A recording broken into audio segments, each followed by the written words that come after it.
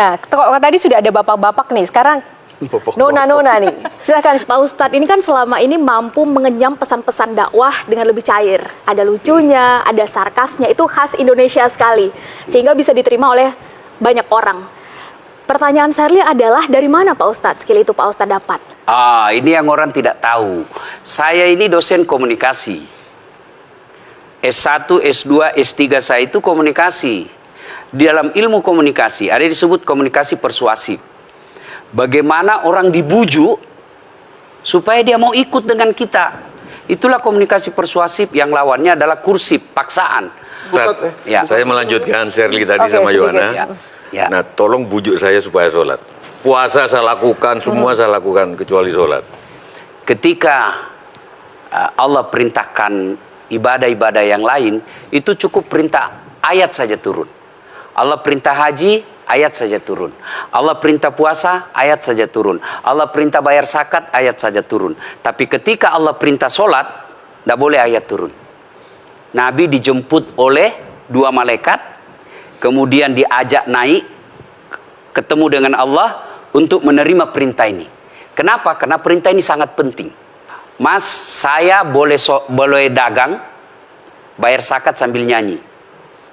Saya boleh haji sambil nyanyi. Tawaf, labbaik Allahumma labbaik, labbaik la syarika laka labbaik. Boleh. Ya, saya bayar zakat boleh sambil nyanyi.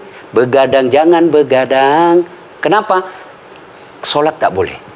Allahu Akbar. Darah muda, darahnya pada batal salat saya. Kenapa?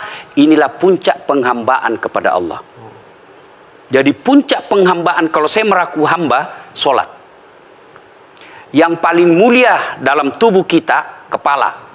Adik-adik bercanda dipukul pantatmu masih senyum. Dorong dadamu masih senyum. Tapi jangan bercanda pukul kepalamu. Tak, kau pukul kepala saya pasti saya marah. Kenapa? Harga diri di sini. Tapi ketika kita sholat, anggota tubuh yang paling mulia, kepala, rendahkan seperti kakimu. Kita akan masuk ke next box. Ini penting. Kalau saya sudah mulai ini. Oke. Ya, karena kalau ketika saya mau sholat, saya melihat banyak koruptor sholat. Ya. Saya melihat banyak orang sholat yang kalau saya ajak ngomong main HP, nggak punya adab. Yang paling enak memang sholat tidak korupsi. Yang paling nyaman memang, paling ideal sholat jujur. Tapi wala talbisul haqqa bil batil, kata Allah. Allah tidak mencampurkan antara hak dan batil. Solatmu beda, puasamu beda, maksiatmu beda. Itulah sehingga Allah hadirkan 2 malaikat, Rakit dan Atid, mencatat yang baik di baik, yang salah salah. Tapi ini setan kan tidak membiarkan itu. Maka setan masuk. Nah, dia sholat tapi dia korup. Tapi Allah Maha Adil, maka ditimbanglah nanti mana yang lebih banyak, kebaikanmu atau keburukanmu. Kalau dia baik amalnya, tapi tidak ada sholatnya, sia-sia. Kenapa? Passwordnya kebaikan itu, kuncinya itu adalah sholat. Ustadz ketika naik haji, naik pesawat. Pesawat itu mungkin dibikin orang yang nggak sholat. Iya, betul. Terus gimana dong? Nah, kursi itu mungkin dibikin orang yang nggak sholat. Iya, betul. Nah, bagi orang yang tidak sholat itu, Allah nanti perlihatkan amalnya. Yang ciptakan listrik ini luar biasa amalnya. Iya. Saya bisa dakwah karena ada mic. Iya. Dan mic itu dari orang non-muslim yang ciptakan. Maka Allah nanti pamerkan. Ini kau punya amal. Ini 10 guda, 10 miliar kau punya amal. Mana passwordnya? Mana kuncinya? Kuncinya itulah sholat. As-sholatu imanuddin, as-sholatu miftahul jannah. Sholat itu kunci kebaikan, sholat itu tiangnya agama.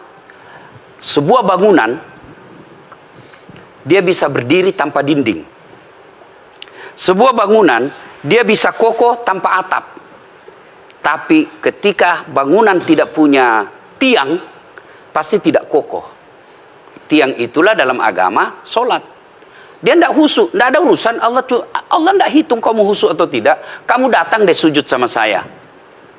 Ya. Sudah sholat, idealnya dia bersih. Karena tidak mungkin sholat kalau dia tidak wudhu. Tapi kok ada orang sholat tapi jorok, buang sampah sembarangan. Itulah keberhasilan setan menggoda kita. Itulah sebabnya kita minta perlindungan kepada Allah. Kenapa ketika melontar 3 jumroh? Orang haji kan melempar 3 jumroh. Satu tiang 7 batu. Kenapa tidak dikumpul saja itu, satu kali lempar, tak, tak, tak. Kenapa? Kenapa mesti 3 hari dan kenapa mesti 3 titik? Itu pesan moralnya, melawan setan itu perlu napas panjang. Dengar azan, jangan pikir setan, dia tebar itu. Tidak usah kau sholat, nanti kau tua. Anggaplah pergi sholat, setan menyerah, tidak. Buru-buru kamu, buru-buru. Akhirnya apa? Wudhu tidak sempurna. Anggaplah Anda wudhu dengan sempurna. Setan menyerah, tidak. Masuk masjid. Tidak usah sholat sunnah, tidak usah sholat sunnah. Prinsipnya setan, kalau dia tidak bisa dikalah, jangan untung. Nah, gimana Mbak Teja? Udah teryakinkan? Oke.